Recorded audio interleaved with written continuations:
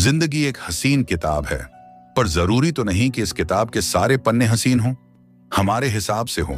अगर कोई ऐसा पन्ना आ जाए जिसमें राहतें ना हो, सुकून ना हो, शांति ना हो, तो सब्र करना। जिंदगी सड़क की तरह है, ये कभी भी सीधी नहीं होती। कुछ देर बाद मोड़ अवश्य आता है, इसलिए धैर्य के साथ चलते रहो। आपकी जिंदगी का सुखद मोड़ आपका इंतजार कर रहा है। मुश्किलें अगर दरवाजा खटखटाए तो कभी डरो मत, निडर होकर दरवाजा खोल दो, क्योंकि कामयाबी अपना भेष बदल कर ही आती है। याद रखना कि जीवन में खाली व्यक्ति ही सबसे ज्यादा दुखी होता है। अगर आप सीखना चाहो तो आपकी हर गलती आपको सबक देती है। नमस्कार दोस्तों, Bodhi thinks by YouTube channel में आपका दिल से स्वागत है। आज हम आपके लिए लेकर आए हैं एक और शानदार कहानी, जो आपको न सिर्फ रोमांचित करेगी बल्कि गहरी सीख भी देगी। तो आइए शुरू करते हैं। एक घर में 5 दिए जल रहे थे। एक दिन पहले दिए ने कहा, इतना जलकर भी मेरी रोशनी की कोई कदर नहीं। आज मैं सबके लिए व्यर्थ हूं। इससे तो बेहतर है कि मैं बुझ जाऊं। यह कहकर वह दिया बुझ गया। जानते हो वह दिया कौन था? वह दिया था उत्साह का प्रतीक। उसे देखकर दूसरा दिया, जो कि शांति का प्रतीक था, उसने कहा, मुझे भी बुझ ही जाना चाहिए। मैं निरंतर दुनिया को शांति की रोशनी दे रहा हूं, पर फिर भी लोग हिंसा करते हैं। यह कहकर वह दिया भी बुझ गया। तीसरा दिया, जो भाईचारे का था, वो भी उन्हें देखकर बुझ गया। अब ना उत्साह था, ना शांति, ना भाईचारा। तो ऐसे में चौथा दिया, जो एकता का प्रतीक था, वह भला कैसे जलता रहता? वह भी आखिरकार बुझ ही गया। पर एक दिया था जो अभी भी जल रहा था। एक छोटा सा दिया अपनी मध्यम सी लौ लिए निरंतर जलता हुआ अपनी रोशनी बिखेर रहा था। एक छोटा बच्चा घर में आया। उसे 4 बुझे दियों को देखकर अफसोस नहीं हुआ, बल्कि वह 5वें जलते हुए दिए को देखकर खुशी से झूम उठा, और उस नन्हे से दिए से उसने वो 4 बुझे हुए दिए फिर से रोशन कर दिए। जानते हो वो दिया कौन सा था? वो दिया था उम्मीद का। वो दिया था आशा का। उम्मीद वक्त का बहुत बड़ा सहारा है। उम्मीद तो हर लहर का किनारा है। मुश्किल वक्त में अगर किसी चीज की बहुत जरूरत है तो वह है उम्मीद की, आशा की, सहयोग की और एक दूसरे के साथ मिलकर खड़े होने के एहसास की। अजीब खेल है। ऊपर वाले का लिखता भी वही है, मिटाता भी वही है, भटका भी वही है, राह दिखाता भी वही है। दोस्तों, मिटाने से मिटते नहीं। भाग्य के यह लेख कर्म अच्छे करता। चल फिर ईश्वर की महिमा देख। अगर दर्द ना होता तो खुशी की कीमत ना होती। अगर सब कुछ केवल चाहने से मिल जाता तो दुनिया में ऊपर वाले की जरूरत ना होती। बहुत समय पहले की बात है। अमरगढ़ नाम के एक राज्य पर राजा विक्रम सिंह का शासन था। राजा विक्रम सिंह एक न्यायप्रिय और अपनी प्रजा की भलाई करने वाले शासक थे। उनके दरबार में कई मंत्री और दरबारी थे, जिनमें से एक प्रमुख मंत्री धर्मपाल थे, जो समय समय पर राजा को उचित सलाह देते थे। उसी राज्य में एक प्रसिद्ध ज्योतिषी रहते थे, जिनका नाम महर्षि देवदत्त था। वे ज्योतिष विद्या में अत्यंत निपुण थे और भविष्यवाणी करने में सिद्ध हस्त माने जाते थे। विद्वान होने के बावजूद वे एक साधारण जीवन जीते थे। उनके पास जो भी लोग आते, वे अपनी श्रद्धा से जो देते, महर्षि उसे स्वीकार कर लेते। लेकिन वे किसी से कुछ मांगते नहीं थे। यदि वे चाहते तो अपनी विद्या के बल पर अपार धन संपत्ति अर्जित कर सकते थे, परंतु उन्हें लालच से कोई सरोकार नहीं था। महर्षि देवदत्त की भविष्यवाणियां इतनी सटीक होती थीं कि जो कुछ वे कहते वह सत्य सिद्ध होता। धीरे धीरे उनके ज्ञान और सत्यवादिता की चर्चा पूरे राज्य में फैलने लगी। ये समाचार मंत्री धर्मपाल तक भी पहुंचा। मंत्री ने अपने एक सेवक को महर्षि देवदत्त के पास भेजा और संदेश दिया कि वे उनसे मिलना चाहते हैं। किंतु महर्षि देवदत्त ने मिलने से मना कर दिया और उत्तर दिया, यदि मंत्री जी मुझसे मिलना चाहते हैं तो उन्हें स्वयं मेरे पास आना होगा। मुझे उनसे मिलने की कोई इच्छा नहीं है। मंत्री धर्मपाल को यह अपना अपमान प्रतीत हुआ। वे सोचने लगे, एक साधारण व्यक्ति की यह हिम्मत कि वह मेरे आदेश को टाल दे। फिर कुछ विचार कर वे स्वयं महर्षि देवदत्त के घर जा पहुंचे। महर्षि ने उनका स्वागत करते हुए कहा, मंत्रीवर, मैं एक साधारण व्यक्ति हूं। बताइए, मैं आपकी क्या सेवा कर सकता हूं? मंत्री धर्मपाल बोले, महर्षि, मैंने सुना है कि आप ज्योतिष विद्या में अत्यंत पारंगत हैं। मैं भी यह विद्या सीखना चाहता हूं। क्या आप मुझे यह विद्या सिखा सकते हैं? महर्षि देवदत्त ने उत्तर दिया, यह विद्या मैंने अपने पूर्वजों से सीखी है। यदि आप इसे सीखना चाहते हैं तो मुझे कोई आपत्ति नहीं, लेकिन इसके लिए आपको मेरे पास आना होगा और विधि पूर्वक अध्ययन करना होगा। मंत्री धर्मपाल ने सहमति जताई, लेकिन बोले, पहले मैं आपकी परीक्षा लेना चाहता हूं उन्होंने महर्षि देवदत्त से कुछ प्रश्न किए, जिनका महर्षि ने अपनी ज्योतिष विद्या से बिल्कुल सही उत्तर दिया। मंत्री धर्मपाल अचंभित रह गए, क्योंकि वे प्रश्न उनके व्यक्तिगत जीवन से संबंधित थे, जिन्हें उनके अलावा और कोई नहीं जानता था। इस प्रकार मंत्री धर्मपाल महर्षि देवदत्त से अत्यंत प्रभावित हुए और प्रतिदिन उनके पास जाकर ज्योतिष विद्या का अध्ययन करने लगे। आहिस्ता आहिस्ता दोनों में अच्छी दोस्ती हो गई और वे अच्छे मित्र बन गए। अपने मित्र धर्मपाल को महर्षि देवदत्त ने ज्योतिष विद्या सिखाई। मंत्री धर्मपाल अब ज्योतिष विद्या में निपुण हो चुका था और उसकी कही हुई बातें भी बिल्कुल सत्य सिद्ध होने लगी। एक दिन मंत्री ने सोचा, मुझे अपने मित्र महर्षि देवदत्त के भाग्य का भी हिसाब लगाना चाहिए। जब उसने गणना की तो उसे पता चला कि आने वाले 30 दिन महर्षि के लिए अत्यंत अशुभ और संकटमय हैं। यदि वे 30 दिनों तक घर से बाहर निकले तो उनकी जान को खतरा हो सकता है। यह देखकर मंत्री धर्मपाल चिंतित हो गया। उसे विश्वास था कि अब उसकी गणना गलत नहीं हो सकती। वह तुरंत महर्षि देवदत्त के घर पहुंचा और कहा, मित्र, अगले 30 दिन तुम्हारे लिए बहुत ही अशुभ हैं। कृपया इन 30 दिनों तक घर से बाहर मत निकलना। महर्षि देवदत्त ने स्वयं अपनी गणना की तो पाया कि यह भविष्यवाणी सही थी। सच में आने वाले 30 दिन उनके लिए अत्यंत कठिन हो सकते थे। मंत्री ने कहा, मैंने तुम्हें चेतावनी दे दी है, अब तुम अपना ध्यान रखना, हम 30 दिन बाद ही मिलेंगे। महर्षि ने उत्तर दिया, ठीक है, मैं 30 दिन तक घर में ही रहूंगा। उम्मीद है कि मेरी जान सलामत रहेगी, आगे जो ईश्वर की इच्छा। इसके बाद महर्षि देवदत्त ने अपने घर का दरवाजा बंद कर लिया और वहीं रहने लगे। एक एक करके 29 दिन बीत चुके थे। फिर 29वां दिन भी आ पहुंचा। अब महर्षि को संतोष हुआ कि अशुभ घड़ियां समाप्त हो चुकी हैं। 30वें दिन उन्होंने स्नान किया और यह सोचकर घर से निकले कि मंत्री धर्मपाल मेरे परम मित्र हैं, वे हमेशा मुझसे मिलने आते हैं, लेकिन मैं एक बार भी उनसे मिलने नहीं गया। मंत्री से मिलने की खुशी में वे यह भूल ही गए कि 30वां दिन अभी पूरा नहीं हुआ था और अशुभ समय अभी समाप्त नहीं हुआ था। वे खुशी खुशी मंत्री जी के महल की ओर रवाना हो गए। मंत्री के महल की तरफ जाने के लिए 2 रास्ते थे, एक तो मुख्य सड़क का रास्ता और दूसरा नदी के किनारे से होकर जाने वाला कच्चा रास्ता। महर्षि देवदत्त ने सोचा, मुख्य सड़क से जाने पर बहुत से लोग मिलेंगे और तरह तरह के सवाल पूछेंगे कि मैं इतने दिन कहाँ था, इसलिए बेहतर होगा कि मैं नदी के किनारे वाले रास्ते से जाऊं। वे उस कच्चे रास्ते से चल पड़े। चलते चलते दोपहर हो गई और सूरज सिर पर चमकने लगा। तभी उन्हें एहसास हुआ कि वे रास्ता भटक चुके हैं और एक वीरान जंगल की ओर निकल आए हैं। चारों तरफ गहरा सन्नाटा था। दूर दूर तक न कोई आदमी दिखाई देता था और न ही कोई जानवर। चलते चलते उन्हें एक पुराना खंडहर दिखाई दिया। महर्षि देवदत्त बहुत ही थकावट महसूस कर रहे थे। सोने लगा कि इस खंडहर की इमारत में जाकर कुछ देर आराम कर लूं। यह सोचकर वह खंडहर के अंदर गए। अंदर पहुंचकर उसने देखा कि एक जगह पर 7 बड़े बड़े संदूक रखे हुए थे और महर्षि देवदत्त को जिज्ञासा हुई कि इन संदूकों में क्या हो सकता है। उसने तुरंत एक पत्थर लेकर संदूकों के तले तोड़ दिए। देखा तो उन संदूकों के अंदर खजाना भरा पड़ा था, हीरे मोती सोना चांदी जवाहरात। ये सब देखकर वह इतना बदहवास हो चुका था कि अपने विद्या के बल पर भी खजाने का राज मालूम न कर सका। आखिर उसने सोचा कि अपने दोस्त मंत्री धर्मपाल को इस खजाने के बारे में बताना ठीक रहेगा, क्योंकि इतनी सारी दौलत मेरे किस काम की है।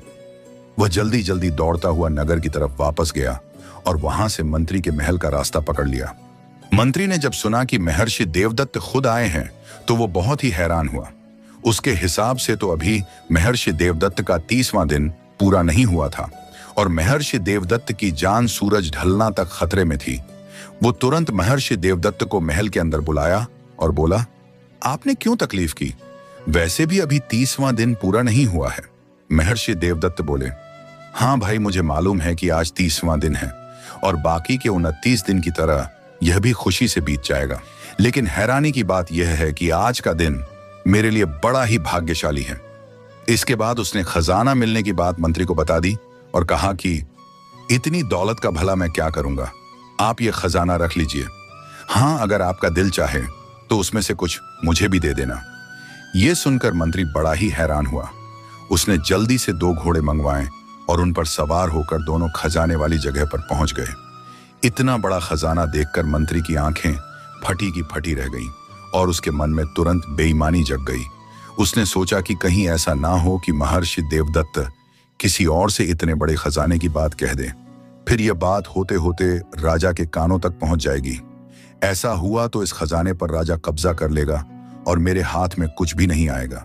इसीलिए जरूरी है कि महर्षि देवदत्त का काम तमाम कर दिया जाए और उसे मार डाला जाए। यह सोचकर मंत्री ने महर्षि देवदत्त को धक्का मारकर जमीन पर गिरा दिया और अपनी तलवार निकाल ली। यह देखकर महर्षि देवदत्त हैरान हो गए और बोले, धर्मपाल, क्या बात है? क्या मुझे कोई गलती हो गई है? धर्मपाल बोला, हाँ, गलती तो तुमसे हुई है और तुम्हारी गलती यह है कि इतने बड़े खजाने के बारे में तुमने मुझे बता दिया। अब मुझे डर है कि अगर तुमने ये बात किसी और से कही तो खजाना मेरे हाथ से जाता रहेगा, इसीलिए तुम्हारी जबान बंद करना जरूरी है। यह सुनकर महर्षि देवदत्त की आंखों के सामने अंधेरा साने लगा। वो बोला, मैं वचन देता हूं कि यह बात किसी और से ना कहूंगा। मंत्री ने हंसकर कहा, बकवास बंद करो, तुम अपनी जान बचाने के लिए यह कसम कर रहे हो। और महर्षि देवदत्त ने उसे बहुत ही मिन्नतें की, दया की भीख मांगी, लेकिन मंत्री के सर पर तो मानो खजाने का भूत सावर था। जब महर्षि देवदत्त ने देखा कि उसकी जान बचाने की कोई उम्मीद नहीं है तो वह बोला, धर्मपाल, अगर तुम मेरी जान लेना ही चाहते हो तो मेरी एक आखिरी इच्छा पूरी कर देना। धर्मपाल बोला, बोलो, क्या इच्छा है? महर्षि देवदत्त दुखी मन से बोले, मेरी पत्नी को बच्चा होने वाला है, उसे कभी मत बताना कि मेरी मौत हो चुकी है। धर्मपाल ने कहा, ठीक है, मैं तुम्हारी यह इच्छा जरूर पूरी करूंगा। यह कहकर उसने अपने दोस्त को मौत के घाट उतार दिया और फिर खंडहर के बाहर खड़े हुए उसके घोड़े को भी मार डाला। दोनों के शवों को खंडहर के ही अंदर जमीन में दबा दिया, नदी में हाथ पैर धोए और वापस अपने महल को लौट आया। अब वो बिल्कुल संतुष्ट था कि वो खजाने का अकेला मालिक है। उसने अपने सबसे भरोसेमंद नौकरों को बुलाया और रातों रात उस खजाने को अपने महल में ले आया। राज्य के सबसे बेहतरीन कारीगरों को बुलाकर उसे खंडहर को तोड़वाकर एक शानदार महल बनाने का आदेश दे दिया गया। कुछ ही महीनों में नदी के किनारे पर एक शानदार महल बनकर तैयार हो गया। इसी दौरान मंत्री ने महर्षि देवदत्त की पत्नी को बुलाया और उससे कहा कि महर्षि देवदत्त को मैंने एक विशेष काम से दूसरे देश में भेज दिया है। कुछ दिनों के बाद महर्षि देवदत्त के घर पर एक चांद से बच्चे का जन्म हुआ। बेटे का नाम वीरेंद्र रखा। बेटे के जन्म पर वीरेंद्र की मां अपने पति को याद करके बहुत ही रोई, क्योंकि बहुत समय हो गया था, उसकी कोई खोज खबर ना मिली थी। वो बदनसीब कई बार अपने पति के बारे में पता करने के लिए मंत्री के महल में गई, मगर पहरेदारों ने उसे धक्के देकर बाहर निकाल दिया। वो इसी को अपना भाग्य समझकर घर बैठ गई और मेहनत मजदूरी करके अपने बच्चे को पालने लगी। और महर्षि देवदत्त का बेटा वीरेंद्र बहुत ही बुद्धिमान था। उसकी मां ने उसकी शिक्षा के लिए पास ही में रहने वाले एक पंडित जी के पास भेजा। समय गुजरता गया और वीरेंद्र बड़ा होने लगा। उसकी बुद्धि दूसरों के मुकाबले बहुत ही तेज थी। समय बीता और वीरेंद्र अब युवा हो चुका था। सब लोग कहते थे कि वह अपने पिता महर्षि देवदत्त से भी ज्यादा बुद्धिमान है। एक दिन वीरेंद्र को अपने घर पर एक पुरानी किताब मिली। उसने अपनी मां से उस किताब के बारे में पूछा तो मां ने कहा, बेटा, ये तुम्हारे नाना की लिखी हुई किताब है। वो भी एक बहुत ही बड़े ज्योतिष और भविष्यवक्ता थे।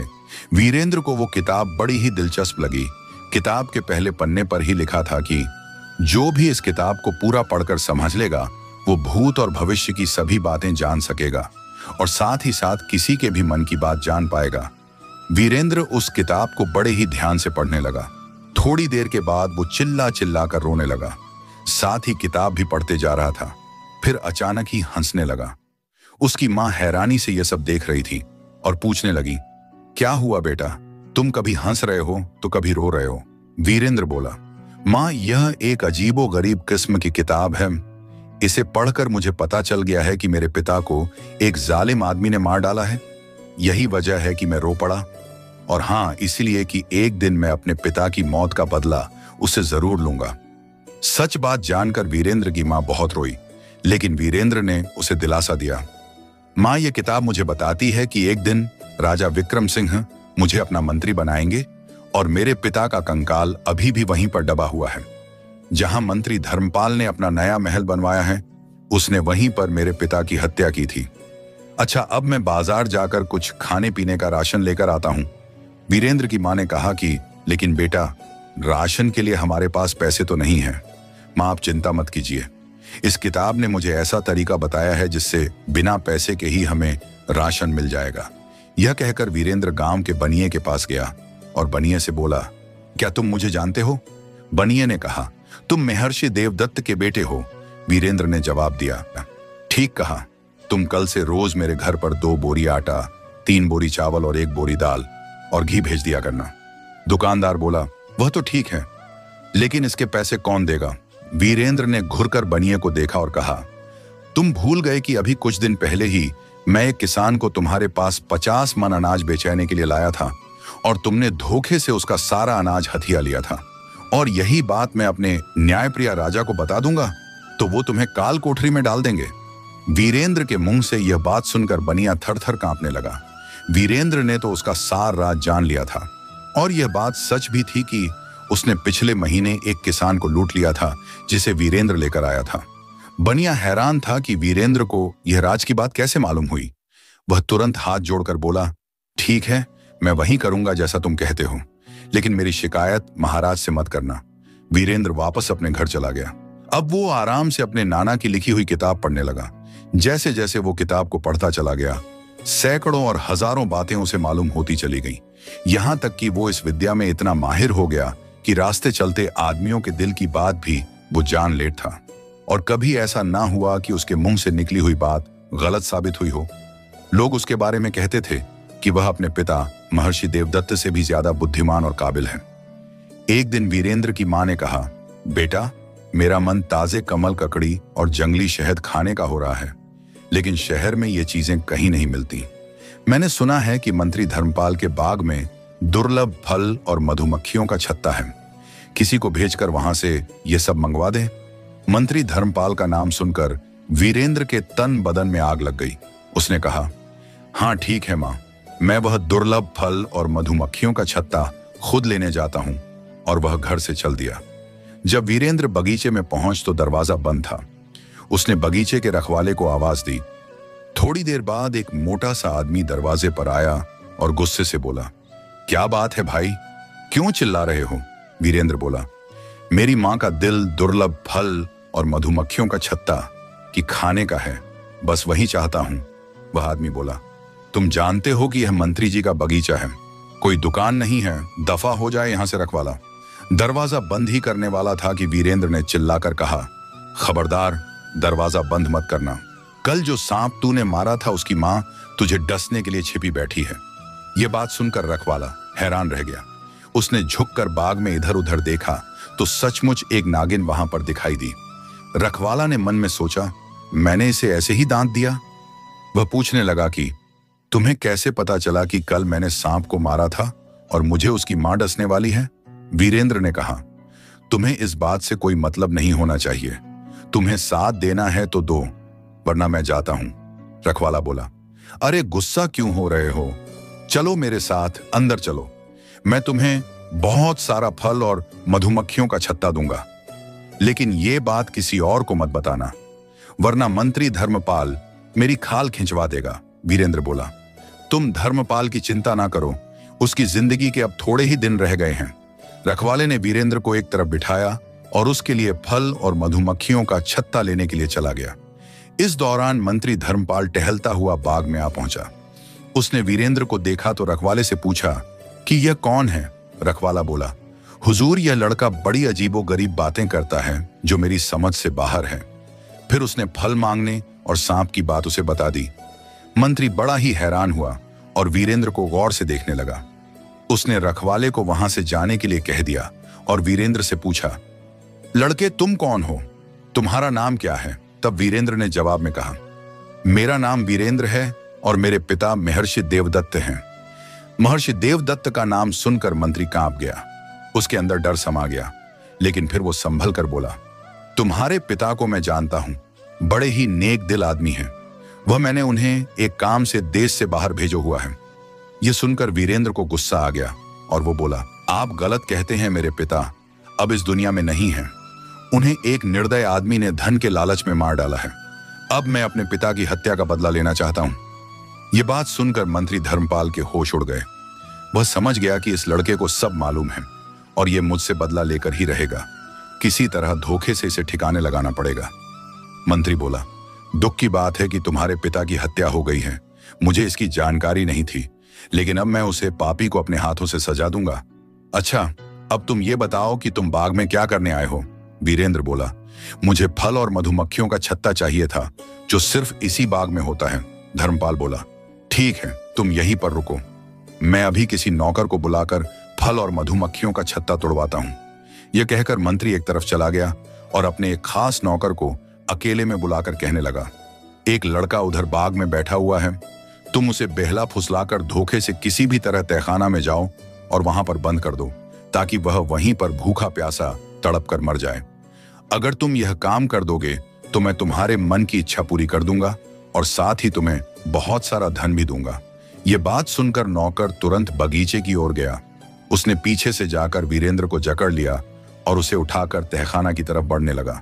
वीरेंद्र ने चिल्लाकर कहा, अरे नौकर, तुम ये क्या कर रहे हो? धर्मपाल तुम्हारे मन की इच्छा कभी पूरी नहीं करेगा।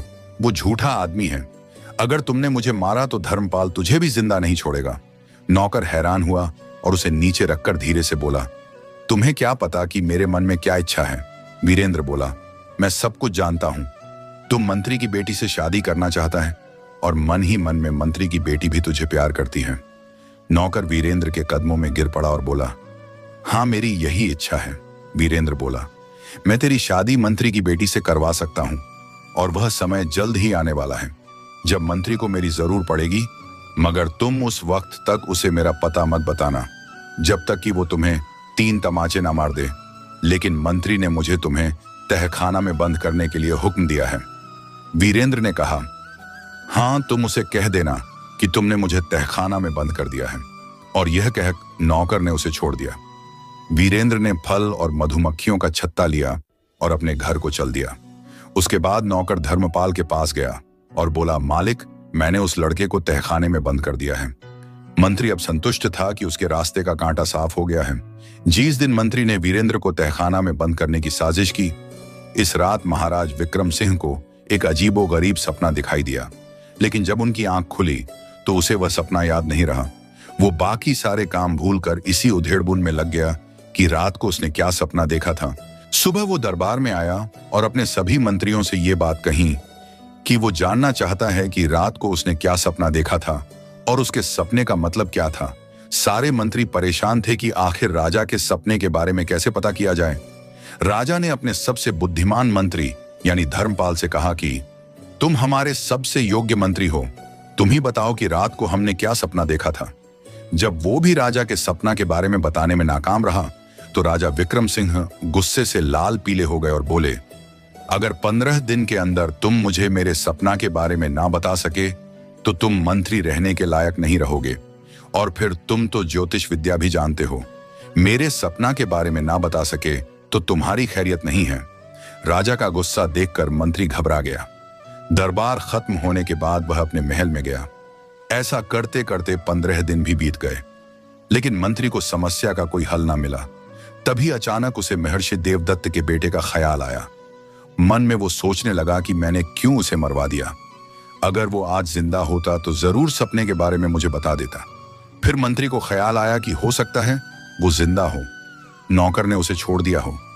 फिर उसने इस नौकर को बुलाया और कहा, बहुत दिन पहले मैंने तुम्हें एक लड़के को तहखाना में डालने को कहा था।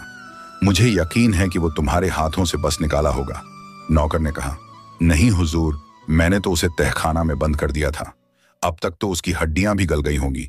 मंत्री आज बावला हुआ और नौकर को एक के बाद एक 3 तमाचे मारने लगा और बोला, तू झूठ बोलता है, सच बता। नौकर बोला, मालिक, सच बात तो यह है कि वह लड़का जिंदा है। मंत्री यह बात सुनकर खुश हुआ और बोला, यह बात तूने पहले मुझे क्यों नहीं बताई? नौकर बोला, हुजूर, यह बात मुझे इस लड़के ने कही थी कि जब आप 3 तमाचे मुझे मारे तभी मैं आपको सच बताऊं। मंत्री ने कहा, ठीक है, अब तुम जाओ और वीरेंद्र को लेकर आओ। नौकर तुरंत वीरेंद्र के घर पर गया और उसे लेकर मंत्री के पास आया। मंत्री ने वीरेंद्र से माफी मांगी और कहने लगा कि राजा विक्रम सिंह ने एक सपना देखा है और वो भूल चुका है कि क्या सपना था। तुम अपनी विद्या के बल पर उसका सपना बताओ और उस सपने का मतलब भी बताओ, तभी सब दरबारी की जान बस शक्ति है। वीरेंद्र ने कहा, ठीक है, अगर यह बात है तो कल आप दरबार में राजा से कहिएगा कि आपका एक शिष्य राजा के सपने के बारे में बता सकता है, और फिर दरबार में मुझे बुला लीजिएगा। मैं वहीं पर राजा के सपने का राज बता दूंगा। इस समय मुझे अब जाने दीजिए। मंत्री बेचारा क्या करता, वह इस बात पर राजी हो गया। अगले दिन राज दरबार में मंत्री ने राजा से बात कही कि मेरा एक शिष्य है जो आपके सपने का रहस्य बता सकता है। राजा ने तुरंत एक सिपाही को वीरेंद्र को बुलाने के लिए भेज दिया। थोड़ी देर बाद सिपाही खाली हाथ लौटकर वापस आया और बोला, हुजूर, वीरेंद्र राज दरबार में आने को तैयार है, परंतु उसे कोई सवारी पसंद नहीं आ रही। उसने एक अजीब शर्त रखी है। कहता है कि वो सिर्फ मंत्री धर्मपाल की पीठ पर सावर होकर ही महल में आएगा। दरबार में सब यह बात सुनकर जोर जोर से हंसने लगे और राजा भी। फिर राजा ने कहा, मंत्री जी, लगता है आपने अपने शिष्य को बड़ी ही तकलीफ दी है, इसीलिए वह आपको बेइज्जत करना चाहता है। खैर, कारण जो भी हो, हमें अपने सपने के बारे में जानना है। आप वही करिए जैसा कि आपके शिष्य ने कहा है। जाओ और उसे अपनी पीठ पर बिठा कर ले आओ। मंत्री ना चाहते हुए भी शर्मिंदगी के साथ वीरेंद्र के घर पर पहुंचा और वीरेंद्र उछलकर उसकी पीठ पर बैठ गया और चाबुक मारता हुआ रास्ते भर यह बोलता हुआ आया कि देखो ए लोगों, आज मैं अपने पिता के हत्यारे के साथ क्या सलूक कर रहा हूं। महल पहुंचकर वह मंत्री की पीठ से उतरा और राजा ने पूछा, युवक, पहले यह बताओ कि मंत्री ने तुम्हारे साथ ऐसा क्या किया है जो तुमने उसे यह सजा दी। वीरेंद्र बोला, महाराज, इसने मेरे बेकसूर पिता की हत्या की है।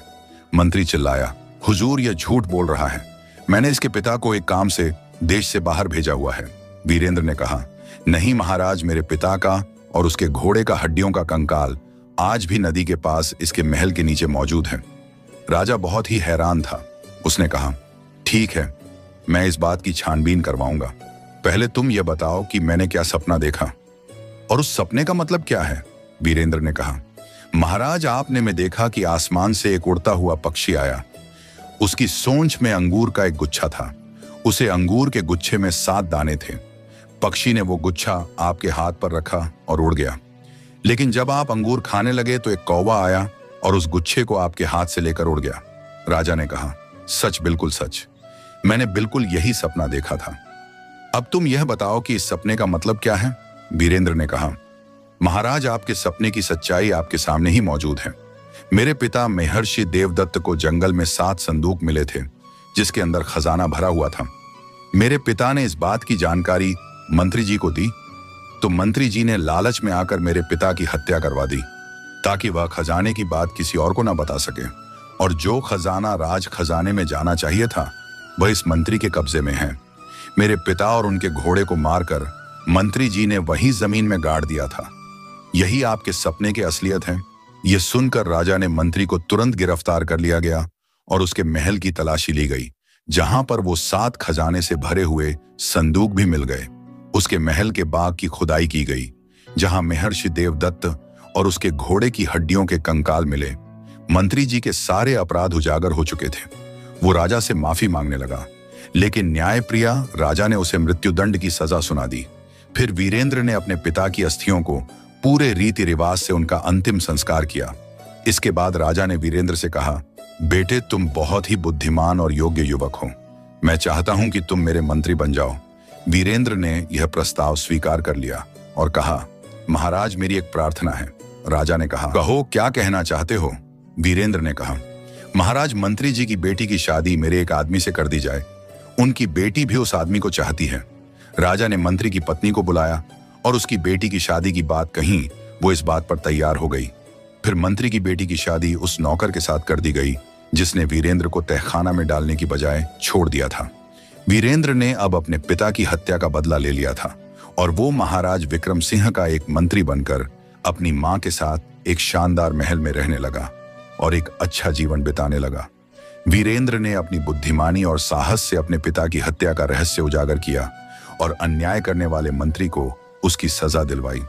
राजा विक्रम सिंह की न्यायप्रियता ने साबित किया कि अपराधी कितना भी शक्तिशाली क्यों ना हो, सच्चाई एक न एक दिन सामने आ ही जाती है। वीरेंद्र को उसकी योग्यता का उचित सम्मान मिला और वह राजा का मंत्री बना। इस कहानी में भी यही दर्शाया गया कि मंत्री ने छल कपट से वीरेंद्र के पिता की हत्या कर दी और सालों तक अपने अपराध को छिपाए रखा, लेकिन अंततः उसका सच सामने आ ही गया। उसके किए गए पापों का फल उसे मृत्यु के रूप में मिला। यह हमें सिखाता है कि धोखा, छल और अन्याय ज्यादा समय तक नहीं टिकते। सत्य और न्याय की जीत हमेशा होती है। इसलिए हमें हमेशा सही राह पर चलना चाहिए और अच्छे कर्म करने चाहिए, क्योंकि अच्छे कर्मों का फल भी उतना ही शुभ होता है। इस कहानी से यह शिक्षा मिलती है कि सच्चाई और न्याय की राह पर चलने वालों की जीत हमेशा होती है। इसके अलावा दयालुता और अच्छाई का प्रतिफल अवश्य मिलता है। जैसा कि मंत्री की बेटी और उस नौकर के मामले में हुआ, वीरेंद्र ने न केवल अपने पिता के हत्यारे को दंड दिलवाया, बल्कि अपने जीवन को भी एक नई दिशा दी, जिससे वह अपने परिवार के साथ सुखी जीवन बिता सका। दोस्तों, इस कहानी को सुनने के लिए आपका बहुत बहुत धन्यवाद। आपको यह कहानी कैसी लगी और आज के इस वीडियो से आपने क्या सीखा, हमें कमेंट में जरूर बताएं। आपकी राय हमारे लिए बहुत महत्वपूर्ण है। अगर आपको वीडियो पसंद आया हो तो इसे लाइक करें, शेयर करें और चैनल को सब्सक्राइब करना ना भूलें। फिर मिलते हैं एक नई रोमांचक और प्रेरणादायक कहानी के साथ। धन्यवाद।